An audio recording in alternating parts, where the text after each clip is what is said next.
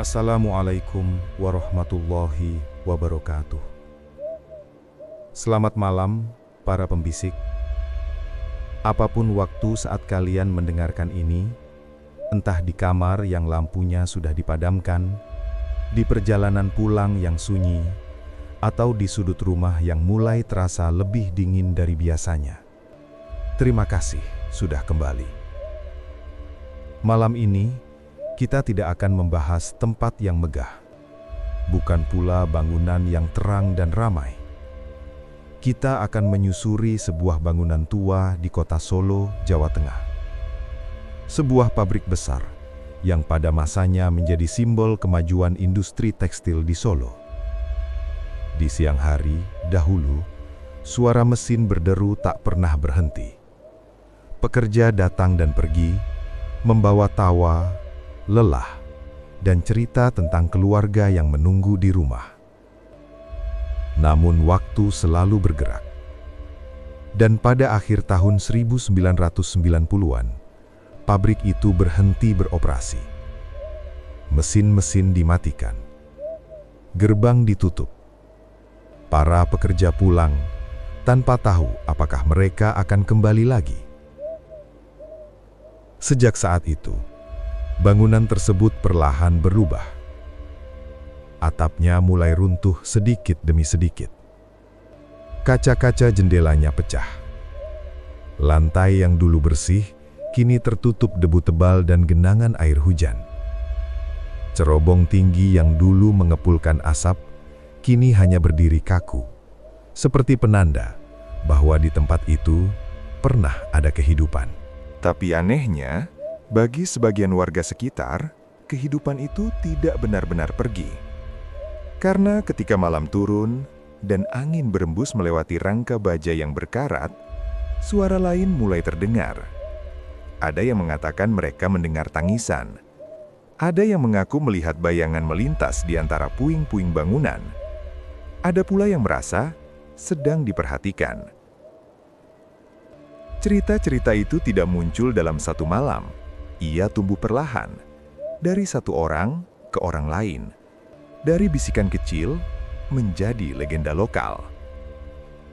Sebagian orang menganggapnya hanya sugesti. Sebagian lagi memilih untuk tidak mempertanyakannya. Dan ada juga yang justru datang untuk membuktikan sendiri. Namun, seperti biasa, dalam setiap kisah yang kita dengar malam ini, ada satu hal yang perlu kita ingat bersama. Cerita ini adalah rangkuman dari pengalaman warga, legenda yang beredar, dan berbagai kisah yang pernah dibagikan di media maupun forum. Tidak ada klaim ilmiah. Tidak ada maksud untuk menakut-nakuti secara berlebihan. Kita hanya merangkainya kembali, dengan tenang, dengan hormat, dan dengan kesadaran bahwa setiap tempat memiliki sejarahnya masing-masing. Jika di antara kalian ada yang pernah mendengar cerita lain tentang pabrik ini, atau bahkan pernah mengalami sesuatu secara langsung di sana, kalian bisa membagikannya di kolom komentar. Karena seringkali, cerita paling menyeramkan bukan yang dibuat-buat, melainkan yang dialami. Sekarang, coba bayangkan, malam hari di Solo. Jalanan mulai sepi. Lampu-lampu kota menyala redup. Angin bergerak pelan, membawa aroma tanah lembab dan karat. Di kejauhan, berdiri bangunan besar itu. Gelap, sunyi, dan seolah menunggu. Beberapa warga mengatakan, jika kamu berdiri cukup lama di depan gerbangnya, kamu akan merasakan sesuatu yang sulit dijelaskan. Bukan suara yang keras, bukan sosok yang langsung terlihat, tapi rasa. Rasa seperti ada yang menyadari kehadiranmu, seolah bangunan itu belum benar-benar kosong. Dan malam ini, para pembisik, kita tidak datang untuk membuktikan benar atau salah. Kita hanya datang untuk mendengarkan. Karena terkadang, yang paling menyeramkan bukanlah apa yang terlihat, melainkan apa yang tersisa. Mari kita melangkah pelan. Kita akan mulai dari sejarahnya dulu. Bagaimana pabrik itu berdiri, bagaimana ia berjaya, dan bagaimana ia akhirnya ditinggalkan. Tarik nafas perlahan. Karena begitu kita masuk ke dalam kisah ini, Tidak semua suara akan terdengar seperti sebelumnya. Dan mungkin, tidak semua yang masuk akan benar-benar pergi. Mari kita mulai. Jika kita kembali jauh ke masa puluhan tahun yang lalu, tempat yang sekarang terlihat sunyi itu sebenarnya pernah menjadi salah satu titik kehidupan industri di kota Solo. Pada masa itu, bangunan besar yang kini tampak rusak dan dipenuhi ilalang ini dikenal sebagai pabrik tekstil Sarinah. Sebuah kompleks industri yang berdiri kokoh dengan dinding beton tinggi, cerobong pabrik menjulang, serta deretan bangunan produksi yang memanjang. Di siang hari, tempat ini bukanlah bangunan kosong. Justru sebaliknya, ia adalah tempat yang sangat hidup. Setiap pagi, sebelum matahari benar-benar tinggi, para pekerja sudah mulai berdatangan. Ada yang datang dengan sepeda tua, ada yang berjalan kaki dari kampung sekitar, ada pula yang datang berkelompok sambil bercanda. Gerbang pabrik yang besar terbuka lebar. Suara langkah kaki bercampur dengan suara mesin yang mulai dipanaskan. Dan ketika sirine kerja berbunyi, seluruh bangunan itu seperti terbangun. Mesin-mesin pemintal benang mulai berputar. Roda besi berderak. Sabuk penggerak bergerak cepat. Suara dentuman logam, deru mesin dan gesekan kain memenuhi udara. Bagi orang luar, mungkin suara itu terdengar bising. Namun, bagi para pekerja, itu adalah suara kehidupan. Di dalam pabrik itu, ratusan orang bekerja setiap hari. Ada yang bertugas mengawasi mesin, ada yang mengangkat gulungan kain, ada yang bertanggung jawab di bagian pengepakan. Bahkan di luar ruang produksi pun selalu ada aktivitas. Truk datang dan pergi. Kain-kain hasil produksi diangkut menuju berbagai kota. Pada masa itu, industri tekstil memang berkembang pesat di Solo, dan pabrik ini menjadi salah satu bagian dari perkembangan tersebut. Beberapa warga lama di sekitar kawasan itu pernah bercerita bahwa ketika pabrik masih aktif, kawasan di sekitarnya selalu ramai. Warung makan kecil bermunculan di dekat gerbang. Penjual teh hangat berdiri di pinggir jalan. Pedagang gorengan menunggu para pekerja pulang shift malam.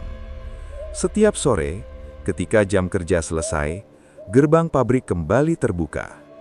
Para pekerja keluar sambil membawa tas kecil. Wajah lelah namun tetap berbincang dengan teman-temannya. Ada yang langsung pulang, ada yang duduk sebentar di warung kopi. Beberapa bahkan masih sempat tertawa. Namun, seperti banyak tempat lain, tidak ada kejayaan yang berlangsung selamanya. Memasuki tahun 1990-an, kondisi industri mulai berubah. Persaingan semakin berat. Biaya produksi meningkat. Beberapa pabrik tekstil di berbagai daerah mulai mengalami kesulitan. Dan, pada akhirnya, sekitar tahun 1997, pabrik ini dikabarkan berhenti beroperasi. Tidak ada pengumuman besar, tidak ada acara perpisahan. Mesin-mesin hanya berhenti. Beberapa warga bahkan mengatakan penutupan itu terasa sangat tiba-tiba. Suatu hari masih ada aktivitas. Hari berikutnya, gerbang sudah tertutup. Para pekerja pulang. Sebagian mungkin berharap pabrik itu akan kembali dibuka. Namun, hari demi hari berlalu, bulan berganti bulan, dan gerbang itu tetap tertutup. Perlahan, bangunan itu mulai berubah. Cat dinding mulai mengelupas, jendela-jendela pecah karena waktu. Rumput liar tumbuh di halaman yang dulu sering dilalui truk. Atap seng yang dulunya rapi mulai berlubang. Air hujan masuk ke dalam ruangan produksi. Mesin-mesin besar yang dulu bekerja tanpa henti, kini hanya menjadi rangka besi berkarat. Suara yang dulu memenuhi bangunan itu pun menghilang. Tidak ada lagi deru mesin. Tidak ada lagi langkah para pekerja. Yang tersisa hanya suara angin yang masuk melalui jendela-jendela yang pecah. Beberapa bagian bangunan bahkan mulai runtuh. Dinding retak, tangga berdebu. Koridor yang dulu terang kini gelap dan lembab. Lama-kelamaan, pabrik itu benar-benar ditinggalkan. Tidak ada penjaga tetap. Tidak ada aktivitas, hanya bangunan kosong yang berdiri diam di tengah kota. Namun anehnya, ketika sebuah tempat yang dulu sangat hidup tiba-tiba menjadi sunyi, seringkali muncul cerita lain, cerita yang tidak tercatat dalam sejarah industri, cerita yang tidak tertulis di laporan perusahaan, melainkan cerita yang lahir dari pengalaman orang-orang yang melewati tempat itu. Beberapa warga mengatakan, sejak pabrik itu terbengkalai, suasana di sekitarnya terasa berbeda, terutama ketika malam hari. Bangunan itu memang tidak lagi memiliki mesin yang beroperasi. Namun sebagian orang merasa tempat itu tidak benar-benar kosong. Dan justru dari situlah, kisah-kisah yang lebih aneh mulai muncul. Awalnya hanya satu cerita kecil. Seseorang yang merasa seperti melihat bayangan di dalam bangunan. Kemudian muncul cerita lain. Ada yang mendengar suara seperti mesin tua yang berputar di malam hari. Padahal listrik di pabrik itu sudah lama diputus. Dan sejak saat itu, nama pabrik ini perlahan berubah. Dari sekadar bangunan industri yang ditinggalkan, menjadi tempat yang mulai dikenal oleh warga sekitar sebagai salah satu lokasi paling misterius di Solo. Namun tentu saja, semua cerita itu tidak muncul begitu saja. Karena setelah pabrik itu kosong, masih ada orang-orang yang pernah mencoba masuk ke dalamnya. Beberapa karena penasaran, beberapa karena uji nyali, dan beberapa lagi karena mereka memang tidak tahu apa yang pernah terjadi di sana. Dan dari merekalah, kisah-kisah aneh itu mulai menyebar, pelan, dari satu orang ke orang lain. Dan itulah yang akan kita dengarkan selanjutnya para pembisik. Karena menurut warga sekitar, malam hari di bekas pabrik itu tidak pernah benar-benar sunyi. Setelah pabrik tekstil itu benar-benar berhenti beroperasi pada akhir tahun 1990-an, kehidupan di sekitar bangunan tua itu perlahan berubah. Siang hari masih terlihat biasa. Beberapa warga lewat menggunakan sepeda motor. Anak-anak kadang bermain bola di jalan kecil yang melintas di depan gerbang pabrik. Pedagang sayur mendorong gerobak mereka sambil menyapa tetangga. Namun begitu matahari mulai turun, suasana di sekitar pabrik itu terasa berbeda. Angin yang lewat di sela-sela bangunan kosong sering mengeluarkan suara aneh. Rangka besi yang berkarat kadang berderit pelan. Dan bagi sebagian warga yang rumahnya tidak terlalu jauh dari sana, malam hari sering membawa sesuatu yang sulit dijelaskan. Salah satu cerita yang paling sering diceritakan datang dari seorang warga lama yang tinggal tidak jauh dari pabrik. Kita sebut saja namanya Pak Suyono. Rumahnya berada sekitar 200 meter dari gerbang utama pabrik. Sejak muda ia sudah tinggal di sana. Bahkan ia masih sempat melihat masa ketika pabrik itu masih beroperasi penuh. Suatu malam, beberapa tahun setelah pabrik ditutup, Pak Suyono sedang duduk di teras rumahnya. Waktu itu sekitar pukul 11 malam. Udara Solo terasa cukup dingin setelah hujan sore hari. Ia sedang minum teh hangat ketika tiba-tiba ia mendengar sesuatu dari arah pabrik. Awalnya ia mengira itu hanya suara angin. Namun suara itu tidak berhenti. Pelan, berulang, dan terdengar sangat familiar. Suara mesin. Pak Suyono mengernyitkan dahi. Ia berdiri dari kursinya dan mencoba mendengarkan lebih jelas. Dari kejauhan, terdengar seperti mesin pemintal tekstil yang berputar. Bunyi berdengung panjang, diikuti getaran logam yang saling bersentuhan. Persis seperti yang dulu ia dengar setiap hari ketika pabrik masih beroperasi. Pak Suyono sempat berpikir mungkin ada orang yang masuk ke dalam pabrik. Ia memanggil istrinya yang berada di dalam rumah. Bu, coba dengar ini. Istrinya keluar ke teras sambil membawa selendang. Opo to, Pak? Pak Suyono menunjuk ke arah bangunan gelap di kejauhan. Dengar, itu suara apa? Istrinya terdiam. Mereka berdua mendengarkan bersama. Beberapa detik berlalu, dan suara itu memang ada. Suara mesin yang terdengar samar namun jelas berasal dari arah pabrik. Istrinya langsung merinding. Loh, kok kayak mesin pabrik ya? Pak Suyono mengangguk pelan. Iya, tapi kan pabriknya sudah lama tutup. Mereka berdua hanya berdiri di teras. Tidak ada yang berani mendekat. Karena semua warga tahu, pabrik itu sudah kosong selama bertahun-tahun. Tidak ada listrik, tidak ada penjaga tetap. Namun suara mesin itu terdengar sekitar 5 menit. Lalu, tiba-tiba, berhenti. Seperti seseorang baru saja mematikan saklar besar. Sunyi kembali. Sejak malam itu, Pak Suyono memilih untuk tidak terlalu memperhatikan suara yang datang dari arah pabrik. Namun, ia bukan satu-satunya yang pernah mendengarnya. Cerita lain datang dari seorang ibu yang rumahnya berada di sisi belakang area pabrik. Namanya kita samarkan menjadi Bu Ratna. Suatu malam sekitar pukul 1 dini hari, Bu Ratna terbangun dari tidurnya. Ia mengira awalnya karena suara kucing di halaman. Namun setelah beberapa saat, ia menyadari ada suara lain, bukan dari luar rumah, melainkan dari arah bangunan pabrik. Suara itu seperti seseorang sedang menangis. Tangisan perempuan, pelan, tersendat, seperti orang yang sedang menahan kesedihan sangat dalam. Bu Ratna sempat berpikir mungkin ada orang lewat di jalan belakang. Namun setelah ia membuka jendela sedikit, suara itu justru terdengar lebih jelas. Tangisan itu datang dari arah dalam bangunan pabrik. Ia langsung menutup jendela. Tubuhnya merinding. Ia membangunkan suaminya yang sedang tidur. Pak, bangun sebentar." Suaminya setengah sadar. "Kenapa?" Bu Ratna berbisik pelan. "Dengar, itu suara apa?" Mereka berdua terdiam. Tangisan itu masih terdengar. Pelan, namun jelas. Suaminya langsung bangun dan duduk di tempat tidur. Setelah beberapa detik mendengarkan, ia langsung menarik nafas panjang. "Sudah, jangan didengar. Tidur saja lagi."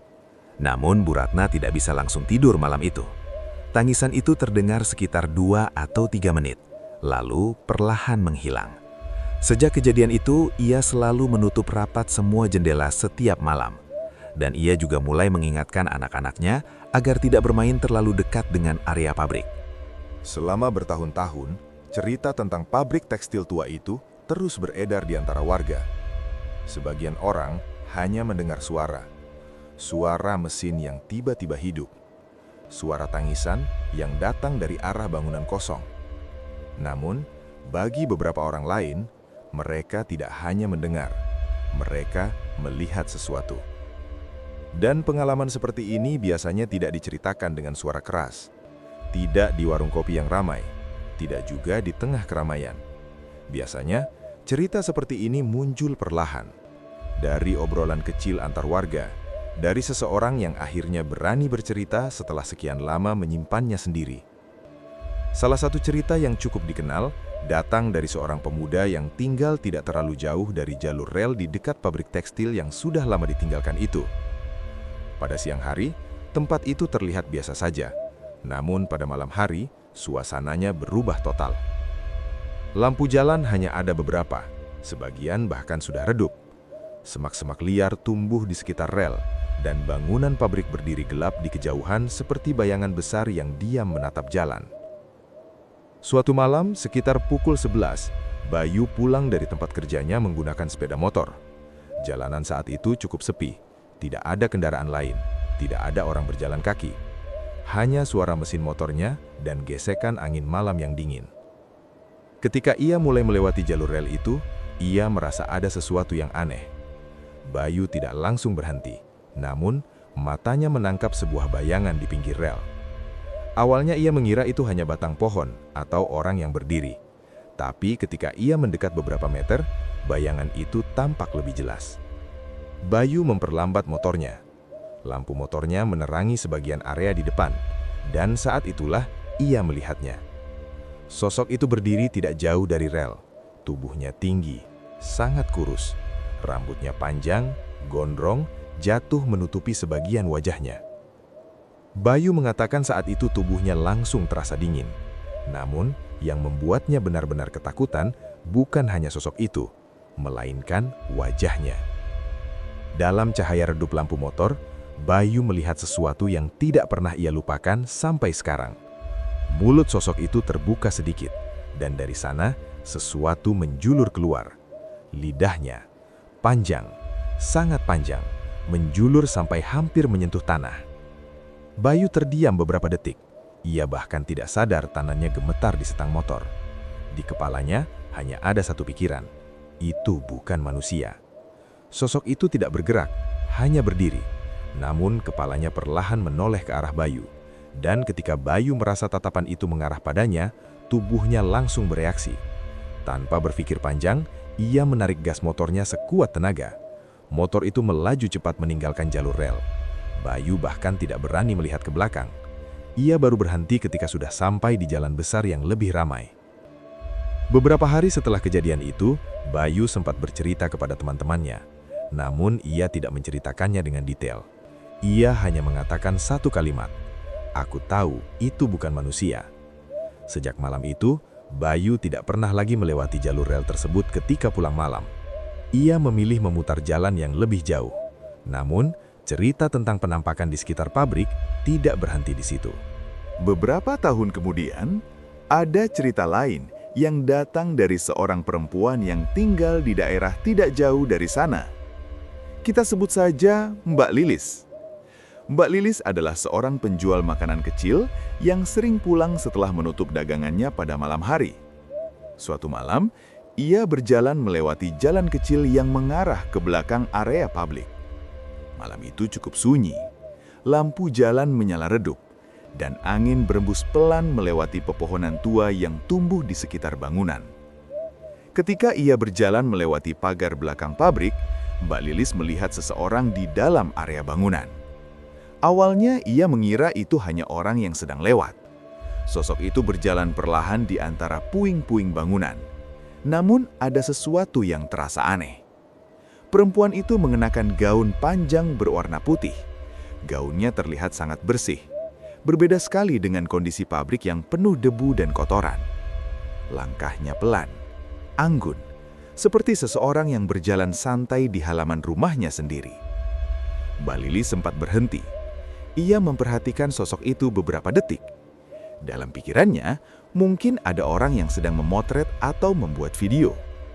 Namun ketika sosok itu berjalan melewati sinar lampu jalan, wajahnya terlihat jelas.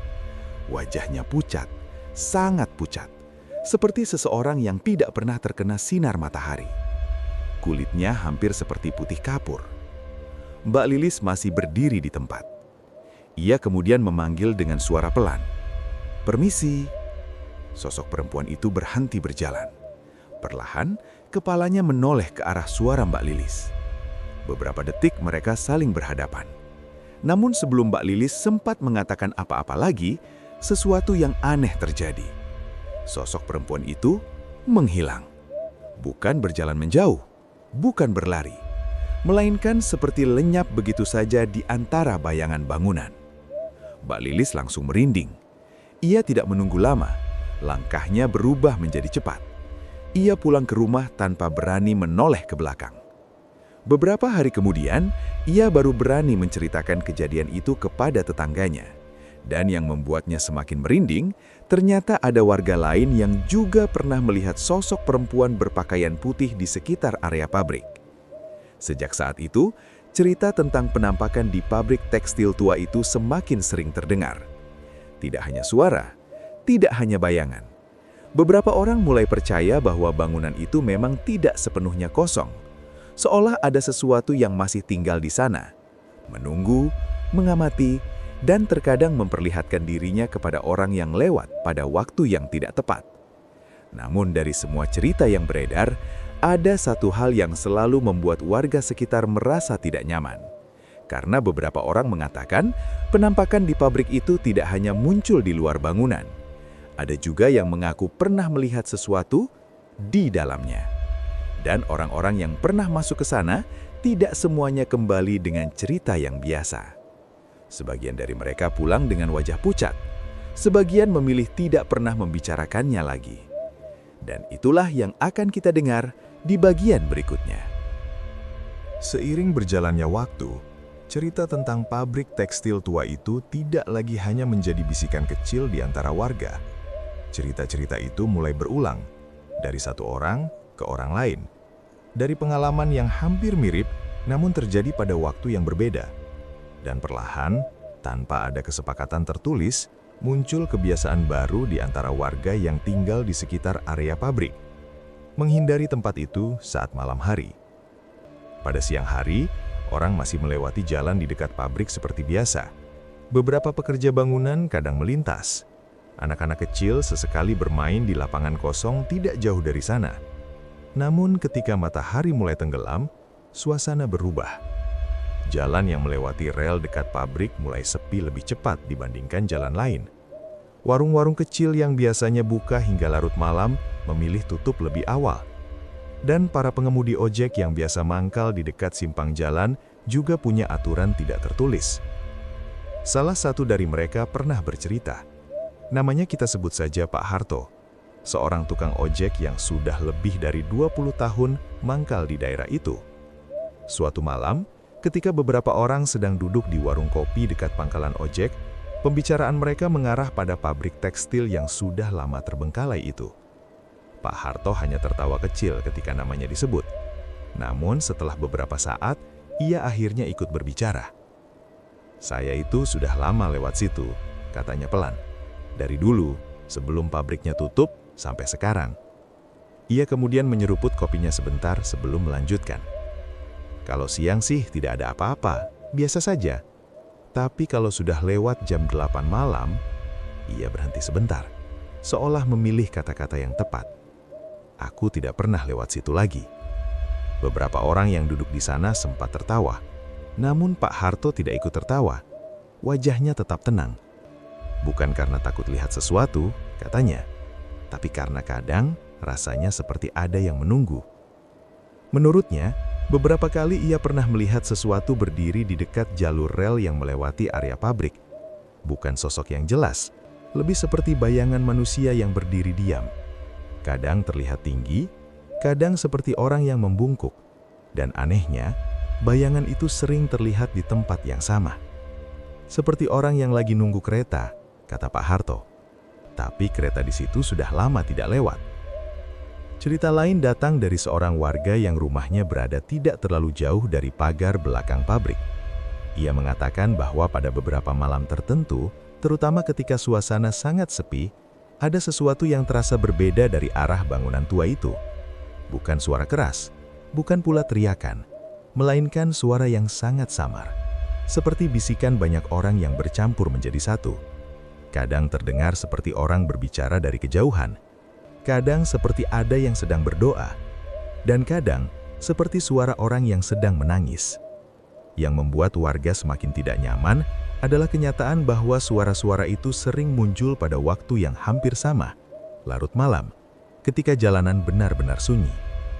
Beberapa orang yang pernah mencoba mendekat mengatakan bahwa suara itu seolah berasal dari dalam bangunan pabrik yang gelap. Namun setiap kali mereka mencoba mencari sumbernya, tidak pernah ada siapapun di sana. Cerita seperti ini juga menarik perhatian beberapa orang dari luar daerah. Beberapa di antaranya bahkan datang hanya untuk mencoba uji nyali. Biasanya mereka datang berkelompok, membawa senter, membawa kamera, dan mencoba masuk ke area pabrik tua itu pada malam hari. Salah satu pengunjung pernah membagikan pengalamannya setelah mencoba masuk ke dalam bangunan tersebut bersama 3 temannya. Menurut ceritanya, awalnya tidak ada sesuatu yang aneh. Mereka berjalan melewati halaman yang dipenuhi rumput liar, masuk melalui celah pagar yang sudah rusak, dan mulai menjelajahi ruangan-ruangan kosong di dalam pabrik tua itu. Namun ketika mereka sampai di bagian dalam bangunan utama, suasana tiba-tiba berubah. Udara terasa lebih dingin, padahal malam itu tidak terlalu berangin. Salah satu dari mereka sempat mengatakan bahwa ia merasa seperti sedang diawasi. Namun mereka tetap melanjutkan berjalan. Hingga tiba-tiba, mereka mendengar sesuatu. Bukan suara langkah mereka sendiri, melainkan suara langkah kaki lain. Pelan, berat, seperti seseorang berjalan di lantai beton. Padahal saat itu mereka yakin tidak ada orang lain di dalam bangunan itu. Mereka berhenti berjalan. Suara itu juga berhenti. Namun ketika mereka mulai bergerak lagi, suara langkah itu ikut terdengar kembali. Salah satu dari mereka bahkan sempat merekam suasana dengan ponselnya. Dan ketika rekaman itu diputar kembali keesokan harinya, ada sesuatu yang membuat mereka semua terdiam. Di dalam rekaman itu, tidak hanya terdengar langkah kaki, ada suara lain, suara yang sangat samar, seperti banyak orang berbicara bersamaan, tumpang tindih, tidak jelas kata-katanya, namun cukup untuk membuat bulu kuduk merinding. Sejak kejadian itu, mereka tidak pernah lagi kembali ke tempat tersebut. Bagi sebagian warga Solo, cerita seperti ini mungkin hanya legenda. Namun bagi mereka yang tinggal dekat pabrik, tempat itu bukan sekedar bangunan kosong. Ia adalah tempat yang menyimpan terlalu banyak cerita. Dan mungkin terlalu banyak hal yang tidak pernah benar-benar pergi. Karena ketika malam semakin larut dan angin bergerak pelan melewati kerangka besi yang berkarat, Sebagian warga masih percaya bahwa ada sesuatu di sana yang masih berjalan di antara puing-puing pabrik tua itu. Dan itulah sebabnya, ketika malam tiba, jalan di sekitar pabrik tekstil itu perlahan menjadi sunyi. Bukan karena tidak ada yang bisa dilewati, tetapi karena orang-orang memilih untuk tidak melewatinya. Jika kita berdiri cukup lama di depan bangunan tua itu, melihat dindingnya yang retak, jendela-jendela kosong yang kini hanya menjadi lubang gelap, dan cerobong tinggi yang berdiri kaku seperti penanda masa lalu, kita mungkin akan menyadari satu hal. Pabrik tekstil Sarinah Solo bukan sekedar bangunan yang ditinggalkan. Ia adalah tempat yang pernah hidup. Puluhan tahun yang lalu, di tempat itu, kehidupan berjalan setiap hari. Pagi hari dimulai dengan suara sepeda para pekerja yang datang satu persatu. Gerbang pabrik terbuka, mesin-mesin mulai dinyalakan. Suara logam, putaran roda dan gesekan kain memenuhi ruangan besar di dalam bangunan. Bagi sebagian orang, itu hanyalah suara mesin. Namun bagi para pekerja yang dulu berada di sana, suara itu adalah ritme kehidupan. Di antara suara mesin yang keras, ada tawa yang sesekali terdengar. Ada percakapan kecil saat jam istirahat. Ada cerita tentang anak yang baru masuk sekolah. Tentang istri yang menunggu di rumah. Tentang mimpi sederhana untuk hidup lebih baik. Pabrik itu dulu bukan hanya tempat bekerja. Ia adalah bagian dari kehidupan banyak orang. Namun seperti banyak tempat lain di dunia, waktu akhirnya mengubah segalanya. Ketika pabrik itu berhenti beroperasi pada akhir tahun 1990-an, kehidupan di dalamnya berhenti secara tiba-tiba. Mesin dimatikan, lampu dipadamkan, gerbang ditutup. Dan sejak hari itu, ruangan-ruangan besar di dalam bangunan mulai dipenuhi kesunyian. Kesunyian yang perlahan berubah menjadi sesuatu yang berbeda. Karena tempat yang pernah dipenuhi begitu banyak kehidupan, tidak selalu mudah untuk benar-benar kosong. Beberapa warga percaya bahwa bangunan seperti itu menyimpan jejak energi masa lalu.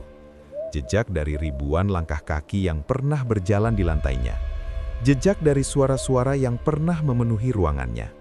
Dan mungkin jejak dari perasaan manusia yang pernah ada di sana. Entah itu kelelahan, harapan, atau bahkan kesedihan. Apakah itu yang membuat orang-orang mendengar suara mesin di malam hari? Apakah itu yang membuat beberapa orang melihat bayangan berjalan di dekat rel? Ataukah semua itu hanya permainan pikiran manusia yang mencoba memberi makna pada tempat yang sunyi? Tidak ada yang benar-benar tahu. Cerita-cerita yang beredar tentang pabrik ini sebagian besar berasal dari pengalaman pribadi warga. Ada yang mengaku mendengar suara, ada yang merasa diperhatikan. Ada pula yang mengatakan pernah melihat sesuatu yang tidak bisa mereka jelaskan. Namun cerita-cerita seperti itu jarang memiliki bukti yang bisa memastikan semuanya benar. Dan mungkin memang tidak perlu.